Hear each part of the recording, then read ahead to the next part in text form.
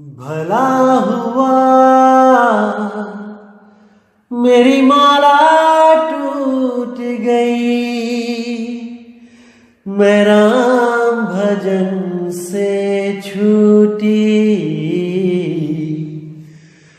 भला हुआ मेरी माला टूट गई, मैं राम भजन से छूटी। मेरे सिर से टली बला, भला हुआ मेरी माला टूट गई, मैं राम भजन से छूटी। मैं राम भजन से छूटी। नमस्कार मेरे प्यारे भाइयों, मेरे परमात्मा के प्यारे जीव हंसों।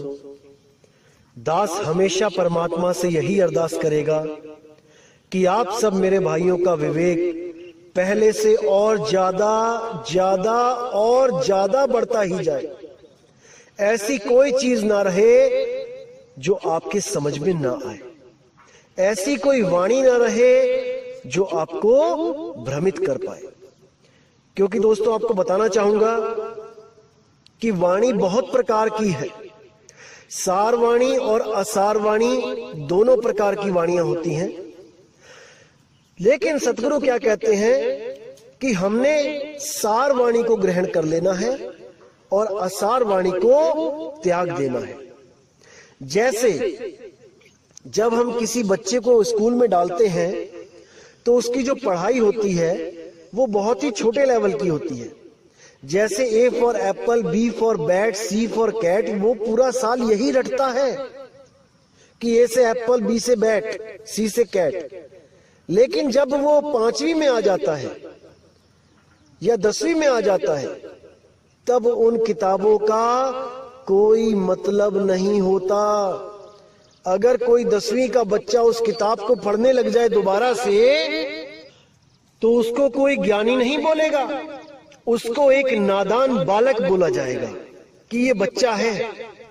इसी प्रकार वाणियों में भी लेवल होता है। शुरुआत की वाणियां बहुत छोटे निम्न लेवल की होती हैं, उसके बाद कुछ लेवल ऊंचा किया जाता है ताकि उसको कुछ समझ में आए।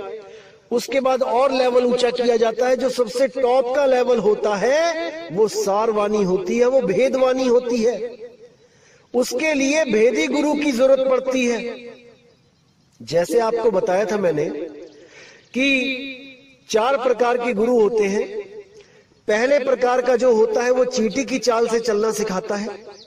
दूसरा जो होता है वो मकड़ी की चाल से चलना सिखाता है। जो तीसरे प्रकार का गुरु होता है वो मछली की चाल से चलना सिखाता है। और जो चौथे प्रकार का गुरु होता है वो विहंगम चाल से चलना सिखाता है। ये चारों चालें अलग अलग हैं। और अगर कोई कहे कि ये चारों चालें बदल जाती हैं, यानी पहले मैं चींटी की चाल चलूंगा, फिर अपने आप ही वो मकड़ी की चाल बन जाएगी, फिर अपने आप ही भक्ति करते करते वो मछली की चाल बन जाएगी और फिर वो विहंगम हो जाएगी, तो ऐसा नहीं होता। ऐसा अगर हो जाए तो जो आपको राम नाम देते हैं, जो लोग राम जी की कथा गाते हैं और केवल राम जपने के लिए देते हैं, तो उस राम से भी आपका मोक्ष हो जाना चाहिए। क्योंकि वो राम का भी एक जाप है। अगर जाप जपते जपते स्वयं अजपा हो जाए और वही अनहद हो जाए और वही सार हो जाए, फिर तो सतगुरु की जरूरत ही नहीं है। किसी को भी गुरु बना लो और किसी से भी कोई मंत्र ले लो, वो अपने आप ही बदलता चला जाएगा। ये बातें कोई मूर्ख ही कर सकता है, ज्ञानी पुरुष ऐसी बातें नहीं करते। तो मेरे भाइयों, आज जो हम वाणी लेंगे वो गरीबदास जी की वाणी लेंगे। और एक वाणी नहीं लेंगे, कई वाणियां ली जाएंगी जिनके बीच बीच में अर्थ बताए जाएंगे, वो गूढ़ रहस्य बताए जाएंगे।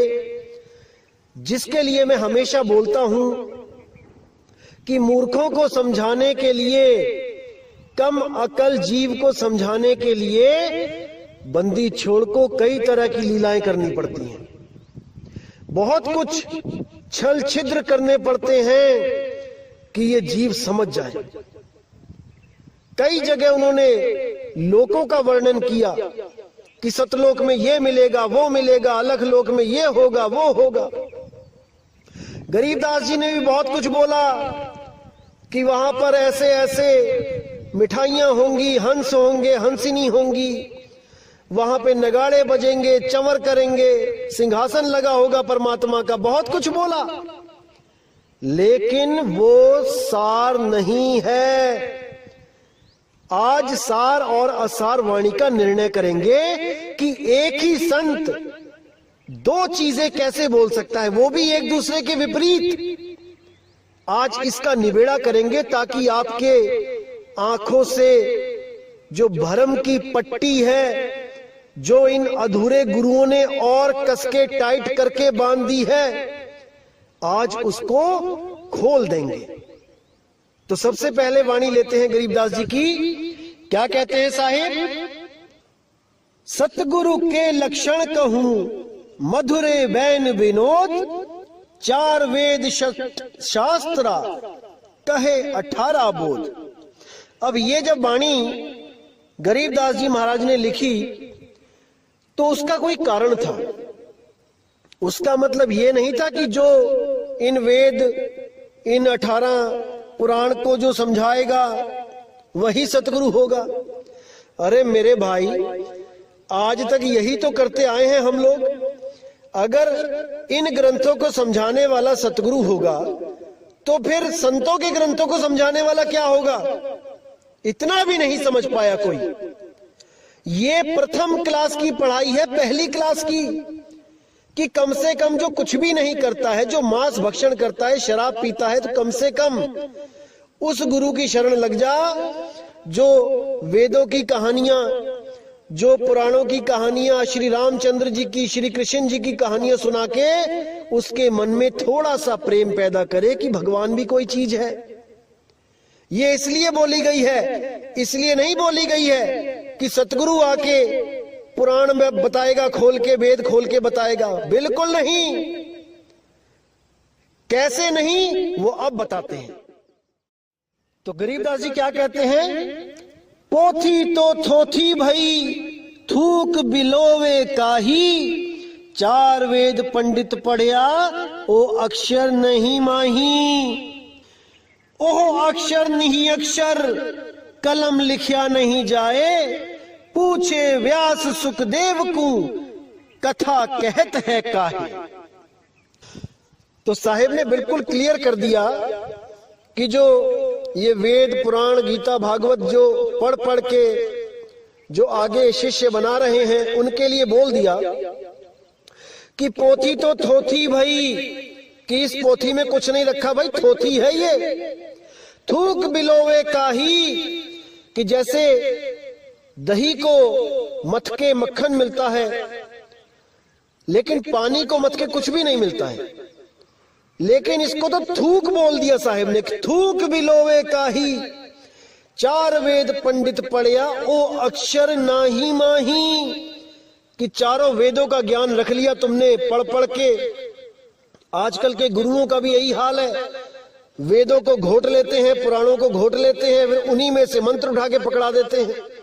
साहिब कहते हैं ओ अक्षर नाही माही, जिस अक्षर की कबीर साहब, गरीब साहब, सब संत बात कर रहे हैं, वो अक्षर इन वेद पुराणों में है ही नहीं। एक अक्षर की बात है केवल, वो एक अक्षर जिसको मिल जाए उसका बेड़ा पार हो जाए। अब साहिब कहते हैं ओ अक्षर नहीं अक्षरम कलम लिखिया नहीं जाए, पूछो व्यास सुखदेव को कथा कहत है काहे। कि वो नी अक्षर, वो एक ऐसा अक्षर जो नी अक्षर है, जो अक्षरों में नहीं आता, वो कलम लिखिया नहीं जाए, उसको कलम लिख ही नहीं सकती। अरे तुम कौन से ग्रंथ ढूंढ रहे हो, कौन से ग्रंथों में उस अक्षर को ढूंढ रहे हो? वो किसी ग्रंथ में नहीं लिखा है, वो लिखा ही नहीं जा सकता, क्योंकि साफ बोल दिया कलम लिखा नहीं जाए। कलम के द्वारा उस अक्षर को लिखा ही नहीं जा सकता किसी ग्रंथ में। अरे तुम क्या सोच रहे हो, क्या पढ़ रहे हो, क्या ढूंढ रहे हो ग्रंथों में? वो अक्षर ग्रंथों में नहीं है, जिसके लिए गरीबदास जी ने बोला 52 अक्षर लेख राम रंग होरी हो, वो आखर या में ना ही राम रंग होरी हो, रहे शेष का शेष राम रंग होरी हो, कागज कलम कलेश राम रंग होरी हो। कि ये कागज कलम कलेश है, ये अक्षर तुम्हें उलझाने के लिए बनाए गए हैं। अगर तुम इन अक्षरों का जाप करते हो, अगर इन अक्षरों को पढ़ के ज्ञान को समझते हो कि वो अनाम है, अकह है, अबोल है, अचल है, तो ये अक्षर तुम्हारे साथी हैं, ये तुम्हें दिशा दे सकते हैं। लेकिन अगर तुम वो अक्षर भी इसमें ढूंढते हो जो परमात्मा ने इन ग्रंथों से परे रखा है, तो तुमसे बड़ा मूर्ख कोई नहीं है भाई। परमात्मा ने साफ बोला है, 33 अरब ज्ञान हम भाखा, मूल ज्ञान को न्यारे राखा। वो मूल शब्द को, वो सार शब्द को न्यारा रखा है, हर ग्रंथ से न्यारा, क्योंकि वो लिखा ही नहीं जा सकता, उसको कोई लिख ही नहीं सकता, वो सार नाम ऐसा है। लेकिन इन अधूरे गुरुओं ने ऐसा जाल बुना कि सब उसमें उलझ गए, बुद्धि विवेक भ्रष्ट कर दी सबकी। लेकिन मेरे भाइयों, अब बिल्कुल चिंता ना करो, एक एक चीज को ऐसे खोल के समझा दिया जाएगा कि आने वाले अनंत युगों तक ये काल के दूत किसी को नहीं भरमा पाएंगे। ये मेरा वादा है आप लोगों से। लेकिन आपने भी पूरा विवेक लगाना है कि मैं कहना क्या चाहता हूं, तभी बात बनेगी मेरे भाई। अन्यथा मैं ऐसे ही बोल के एक दिन चला जाऊंगा और कुछ हाथ पल्ले नहीं लगेगा। इसीलिए बोल रहा हूं, पूर्ण विवेक जगा लो अपना। एक भी ऐसी चीज ना रहे जो आपको भ्रमित करे, दिल में शंका उत्पन्न करे, ऐसी कोई चीज ना रहे। तो गरीबदास जी कहते हैं, ओ अक्षर नी अक्षरम, कलम लिखिया नहीं जाए, पूछी व्यास सुखदेव को, कथा कहत है काय। कि क्यों तुम ये कथाएं कह कह के जीव को उलझा रहे हो? वो अक्षर इन कथाओं में नहीं मिलेगा, ना ही इन कथाओं को सुन के किसी का मोक्ष होगा, क्योंकि मुक्ति केवल और केवल शब्द से मिलती है मेरे भाई। और शब्द ही मुक्ति का दाता है, शब्द ही गुरु है, कोई देह गुरु नहीं है। देह गुरु तो केवल शब्द का भेद बताने के लिए संसार में आता है, उसके बाद वो शब्द का भेद बता के चला जाता है। और जो शब्द का भेद आपको दिया जाता है, असल में वही शब्द गुरु है, जो आपकी सुरती की संभाल करेगा, जो आपकी सुरती को इस 3 लोक से पार करेगा। उसी शब्द को ध्याना है मेरे भाई, उसी शब्द को ध्याना है, जिसके लिए गरीबदास जी ने बोला, सुरग नरक नहीं मृत्यु है, नहीं लोक बंधान, गरीबदास जिंदा कहे, शब्द सत्य प्रमाण। देखो यहां कितना क्लियर कर दिया। अगर आप विवेकी होगे, एक पल में समझ जाओगे कि यहां क्या बताया जा रहा है। सुरग नरक नहीं मृत्यु है, यानी जो ज्ञानी जीव होते हैं उनके लिए स्वर्ग नरक मृत्यु ये कुछ नहीं होता, कुछ भी नहीं होता। वो कभी मरते नहीं हैं, वो अमर होते हैं। ये दुनिया का भ्रम है कि कोई मर रहा है या कोई पैदा हो रहा है। आत्मदेव कभी मरता और पैदा नहीं होता, वो हमेशा हमेशा अचल है। अगर उस आत्मदेव को आपने अपने स्वरूप को प्राप्त कर लिया तो आप भी जन्म मरण से, स्वर्ग नरक से न्यारे हो जाते हो। तो यहां बिल्कुल क्लियर कर दिया, स्वर्ग नरक नहीं मृत्यु है, नहीं लोक बंधन, किसी लोक का बंधन नहीं है मुझे कि मैं सतलोक जाऊंगा, कि अलख लोक जाऊंगा, कि स्वर्ग जाऊंगा, कि ब्रह्म लोक जाऊंगा, कि पाताल लोक जाऊंगा। अब मैं किसी लोक में नहीं जाऊंगा, अब मैं शब्द में रहूंगा। आगे क्या कहते हैं, गरीब दास जिंदा कहे, शब्द सत्य प्रमाण, कि वो शब्द सत्य है, ये प्रमाण दे रहा हूं मैं आपको। जिस शब्द में आपने सुरती को धरना है, अरे सुरत समाए शब्द में, वाह को काल ना खाए। किस शब्द को? शब्दे शब्द रहेगा भाई, दूनी सृष्टि सब परलो जाई। चलसी कच्छ मच्छ कुरंबा, चलसी धौल धरणी अठखंबा। आगे देखिए कितना स्पष्ट लिख दिया है, अक्षर रूप रहे नहीं कोई, जिन एती लीला समोई। नी अक्षर है रूप हमारा, हम ना चली चली संसारा। कितना क्लियर कर दिया कि मेरा रूप नी अक्षर रूप है, शब्द रूप है, मेरा धुन रूप है। नी अक्षर धुन जहावा होई, सोगत जाने बिरला कोई। कितना स्पष्ट है कि शब्दे शब्द रहेगा भाई, दूनी सृष्टि सब परलो जाई। कि केवल और केवल शब्द ही रहेगा अंत समय में। ये जितनी भी सृष्टियां हैं, सतलोक, अलखलोक, अगमलोक, अनामी लोक, ये स्वर्ग, ये नरक, ये ब्रह्मलोक, ये पाताललोक, ये सब नष्ट हो जाएंगे। क्योंकि ये सब पैदा हुए हैं, ये बने हैं। जो बना है वो एक दिन बिगड़ेगा। क्या नहीं बना? शब्द नहीं बना। कौन सा शब्द नहीं बना? जो 52 अक्षरों से न्यारा है, जो शब्द स्वरूपी राम है, जो शब्द धुन है, जो अखंड निरंतर धुन है, वो कभी नहीं ना बनी और ना उसका कभी अंत होगा। उसी धुन में सुरत को हमेशा रखना है, तभी काम बनेगा मेरे भाई, तभी काम बनेगा। तो कहते हैं अक्षर रूप रहे नहीं कोई, जिन एती लीला समोई। अक्षर रूप यानी इस 3 लोक में जो भी अक्षरों के द्वारा कहा जा सकता है, देखा जा सकता है, लिखा जा सकता है, बोला जा सकता है, वो सब खत्म हो जाएगा। अक्षर रूप रहे नहीं कोई, जिन एती लीला समोई।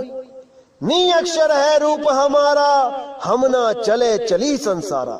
मेरा रूप नी अक्षर रूप है, जिसको हम पीव कहते हैं। 3 रूप बताए मैंने आपको, एक जीव रूप, एक शिव रूप, एक पीव रूप। शर, अक्षर, नी अक्षर। तो जो पीव रूप है वो नी अक्षर रूप है, वो दोनों से परे है। उसको जानने से ही मुक्ति होती है, अन्यथा कोई मुक्त नहीं हो सकता, नहीं हो सकता। अब जैसे आप लोगों ने भी वाणी सुनी होगी गरीबदास जी की, खंभ पार कर आए सतगुरु खंभ पार कर आए, मात पिता कुल कौन तास के, ना किने जननी जाए। कोटि कला कल धूत पुरुष की, दाजत है राम राये।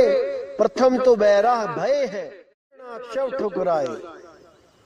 दाने दरमली चूरन कीने, पारस पृथ्वी ले आए।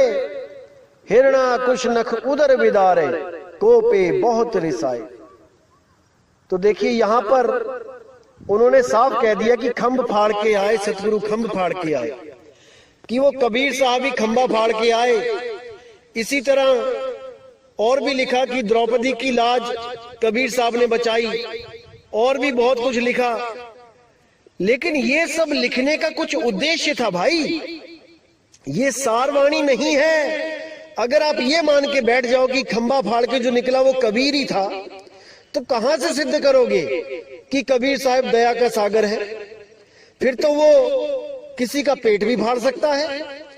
हजारों जीवों को मारा वहां है नरसिंह अवतार ने, फिर तो कबीर साहब जीवों को मार भी सकता है। अरे जब 52 बार मारा गया तब तो उन्होंने पलट के कभी वार किया नहीं। वहां पर कैसे किसी जीव को मार सकते हैं सतगुरु बंदी छोड़? इतनी भी बुद्धि नहीं लगा पाए, इतना भी विवेक नहीं जगा पाए, और इन अधूरे गुरुओं के कहने मात्र से उस खंबे को फाड़ने वाला जो काल का अवतार था उसको सतगुरु कबीर साहब घोषित कर दिया। हैरानी होती है मुझे कि उन गुरुओं को यही नहीं समझ में आया कि सारवाणी और असारवाणी क्या होती है।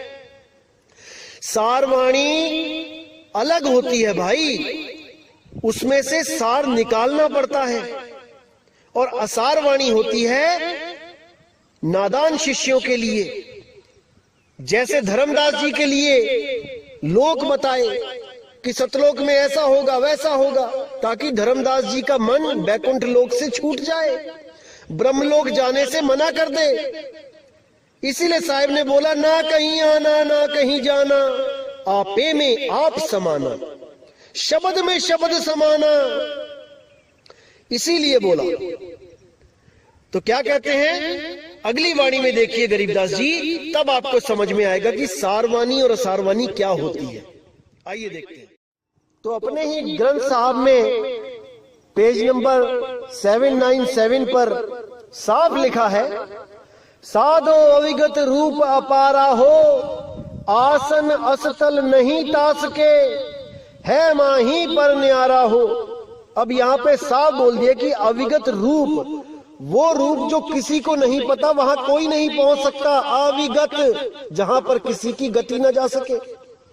अविगत रूप अपारा हो, आसन असतल नहीं तास के, वहां कोई आसन नहीं लगा भाई। कोई सोचे वहां सिंहासन पे परमात्मा बैठा है, ऐसा नहीं है। आसन असतल नहीं तास के, माही पर न्यारा हो, है माही पर न्यारा हो। यानी वो इस घट पे ही है, इस शरीर के द्वारा ही मिलेगा, लेकिन इस घट में होता हुआ भी इससे न्यारा है। ये भेद है। कैसे प्राप्त होगा? केवल और केवल भेदी सतगुरु से प्राप्त होगा कि वो कैसे घट में होता हुआ भी घट से न्यारा है। ये तभी पता लगेगा भाई जब किसी भेदी गुरु की शरण में जाओगे। अब आगे साफ लिखा है, नरसिंह रूप धरे नहीं सतगुरु, नहीं बावन अवतारा हो, हिरण्याकुश के उदर बिदारे, यहो माया विस्तारा हो। कि नरसिंह रूप का जो लोगों ने बोल दिया कि कबीर साहब का रूप था, वो नहीं था। नरसिंह रूप धरे नहीं सतगुरु। समझ जाओ इस बात को मेरे भाई, समझ जाओ।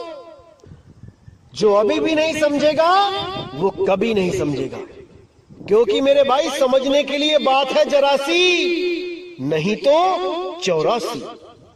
तो साहिब ने साफ लिख दिया, नरसिंह रूप धरे नहीं सतगुरु, नहीं बावन अवतारा हो, हिरण्याकुश के उदर बिदारे, यहो माया विस्तारा हो। ये माया का विस्तार है, ये कबीर साहब का रूप नहीं है जो खंबा फाड़ के बाहर आ गए और लाखों जीवों को मार दिया।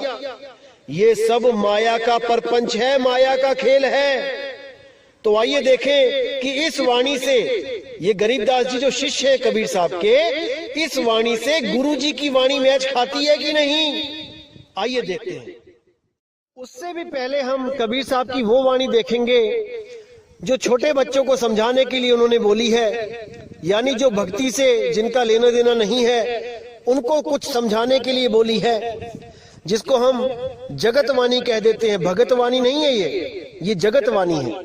तो क्या कहती है वाणी? गुरु ग्रंथ साहब अंग नंबर 1194 1194 पे, प्रभथम्ब ते निकसे कै बिसथारी, हर नाखस छेदियो नख बिदार, ओ परम पुरख देवादि देव, भगत हेत नरसिंह पेव, कहे कबीर को लखे न पार, प्रहलाद उघारे अनेक बार। अब इस वाणी को दिखा के भी कई लोग सिद्ध करते हैं कि देखो गरीबदास जी भी कह रहे हैं कि खंभ फाड़ के सतगुरु बाहर आए, और कबीर साहब भी कह रहे हैं कि वो देवादि देव परम पुरुष वही रूप धारण करके आया। नहीं मेरे भाई, इसी को समझना है। भगतवाणी और जगतवाणी में बहुत फर्क होता है। जब तक आप भगतवाणी यानी कि असार के साथ जुड़े रहोगे, आप सार को प्राप्त नहीं कर सकते। इसी तरह हर वाणी का अलग मतलब निकलता है जब आप किसी भेदी सतगुरु के पास जाते हो। अब इस वाणी से सिद्ध हो जाता है कि गरीबदास जी ने जो बोला था कि खंभ फाड़ के बाहर निकले सतगुरु, वो सही है। लेकिन अब अगली वाणी आप देखिए बीजक में से, तब आपको समझ में आएगा कि सत्य क्या है, असत्य क्या है। तो आइए देखें बीजक की वाणी क्या लिखा है। संतों आवे जावे सो माया, साफ कर दिया साहिब ने कि जो आए और जाए वो माया है।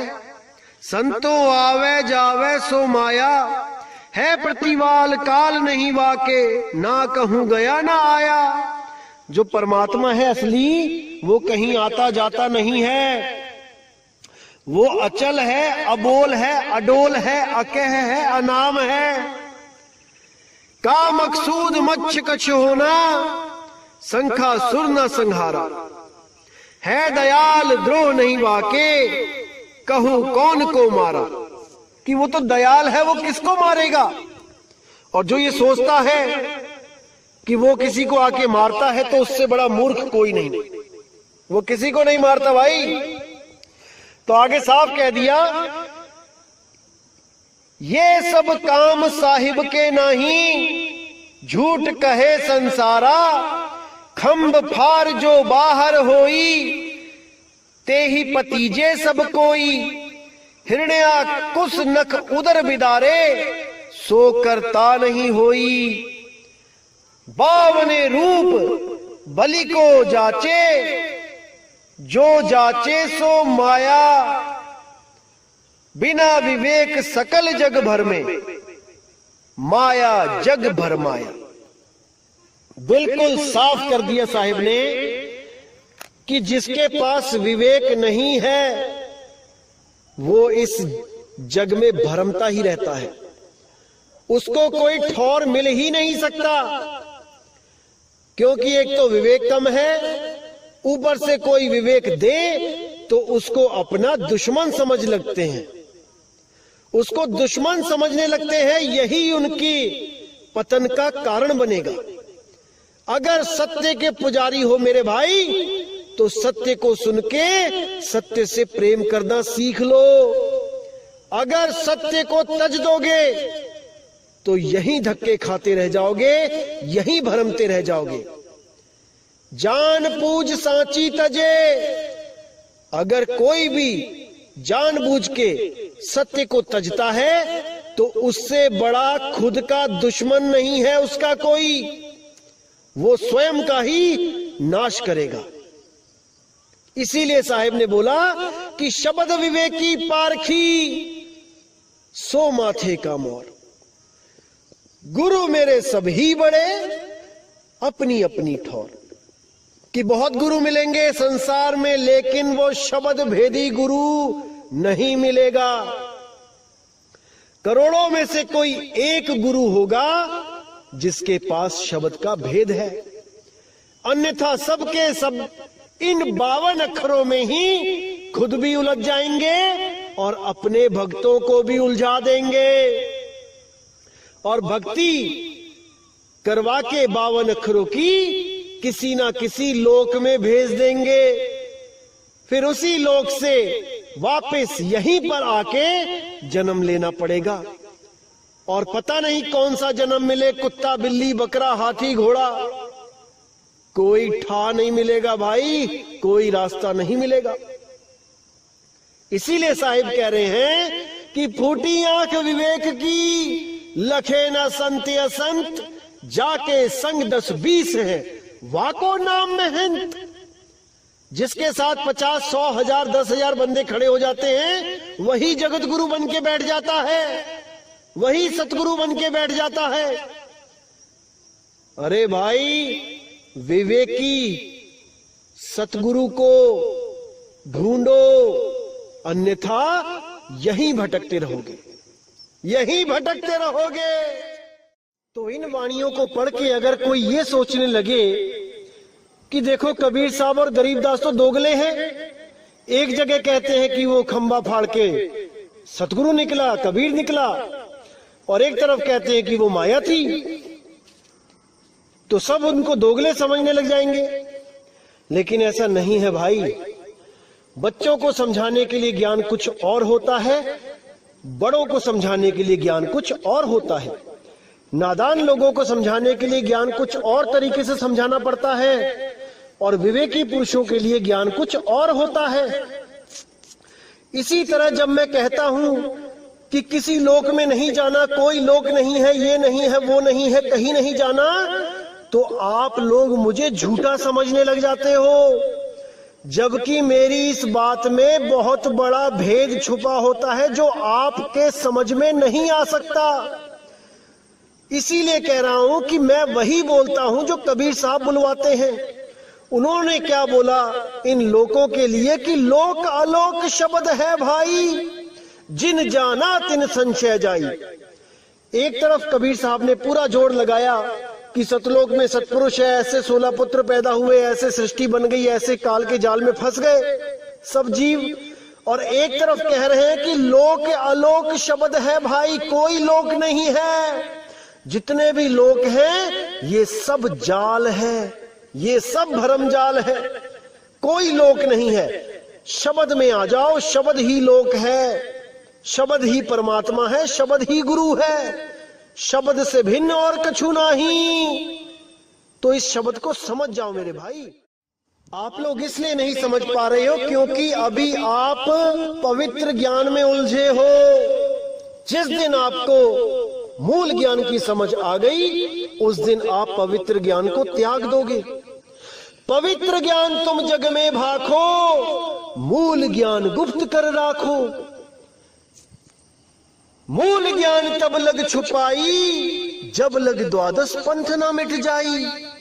मेरे भाई समय आ गया है, अब समझ जाओ मूल ज्ञान को। अभी भी नहीं समझे तो कभी नहीं समझोगे मेरे भाई, कभी नहीं। तो इसीलिए मेरे भाई वाणी बहुत प्रकार की है, वाणियों में बहुत गहरे भेद छुपे होते हैं, रहस्य होते हैं। हर आदमी के बस की बात नहीं होती है वाणियों को खोलना। इसीलिए मैं कह रहा हूं कि हमारे सत्संग को सुन के पूरा विवेक जागृत करो कि क्या बताया जा रहा है, और पूरा मनन करो।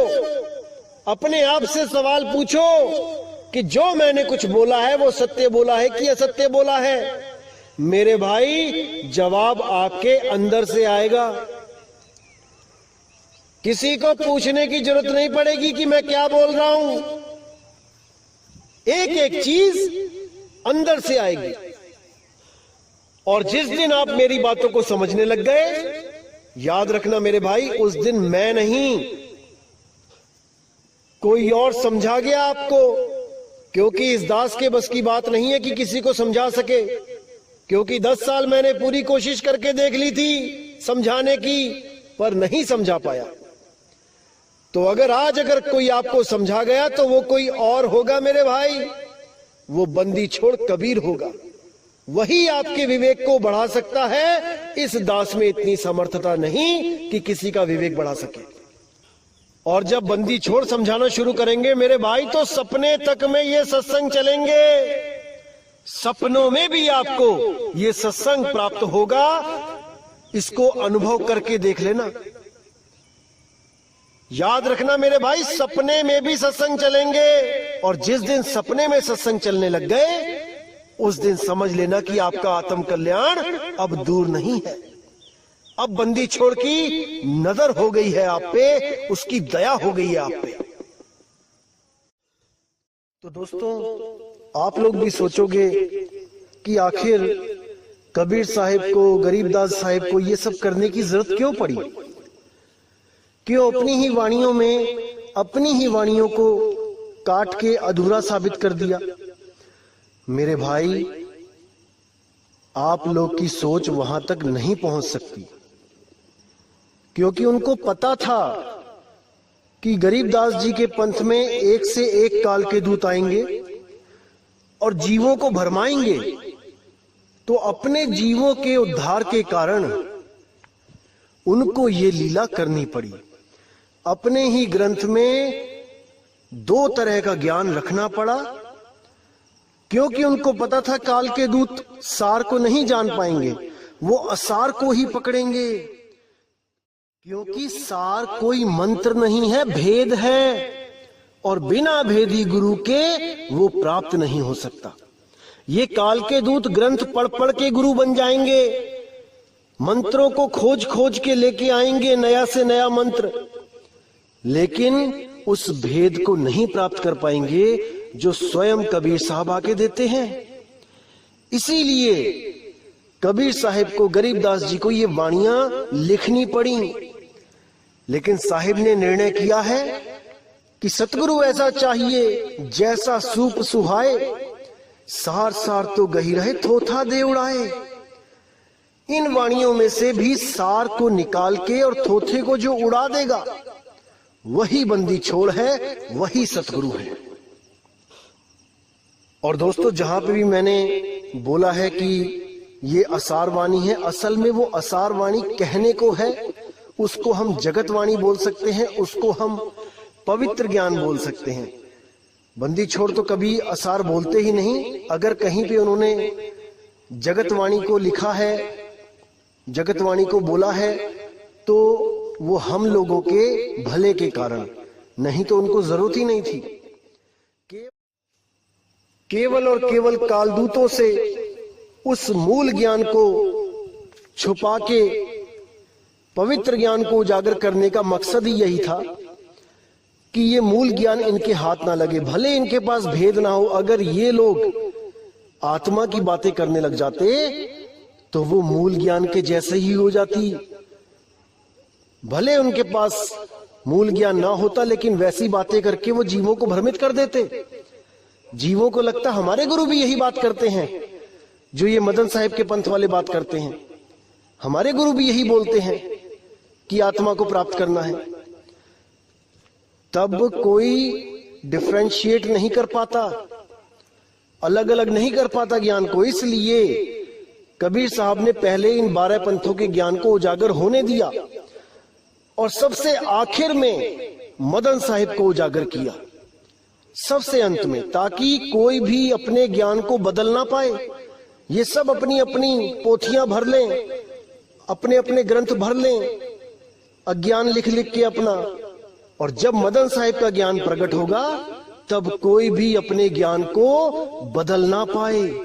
इसलिए सबसे आखिर में मदन साहिब को प्रकट किया गया, उनके ज्ञान को प्रकट किया गया, उनके विवेक को प्रकट किया गया। इसी तरह दोस्तों, मेरे भाइयों, संतों की वाणी में बहुत गहरे राज होते हैं। हमें भेदी सतगुरु के पास जाके उन वाणियों का खुलासा करवाना चाहिए, तभी बात बनेगी। तो केवल वाणियों के आधार पे भक्ति नहीं शुरू कर देनी चाहिए कि कहीं पे लिखा है ओ हम सो हम जपो रंग होरी हो, तो वहां ओम सोम जपने लग गए। अरे ये भी लिखा है ओ हम सो हम वाद विवादा, ओ हम सो हम में थे ध्रुव प्रहलादा, ये भी लिखा है। बहुत कुछ लिखा है मेरे भाई, लेकिन हमें सार को पकड़ना है, उस सार शब्द को पकड़ना है। अगर सार को नहीं पकड़ पाए तो ये जन्म बर्बाद समझो मेरे भाई। तो इसी के साथ दोस्तों मुझे विदा करें, और अगला सत्संग लेके मैं बहुत जल्दी आऊंगा। जय गुरु बंदी छोड़ बैराग साहिब, जय गुरु बंदी छोड़ साधु शरण साहिब, जय गुरु बंदी छोड़ बाबा मदन साहिब, जय जय गुरु बंदी छोड़ सतगुरु सत्य कबीर साहिब की सदा ही जय हो, सदा ही जय हो मेरे मालिक की साहिब बंदगी सतनाम।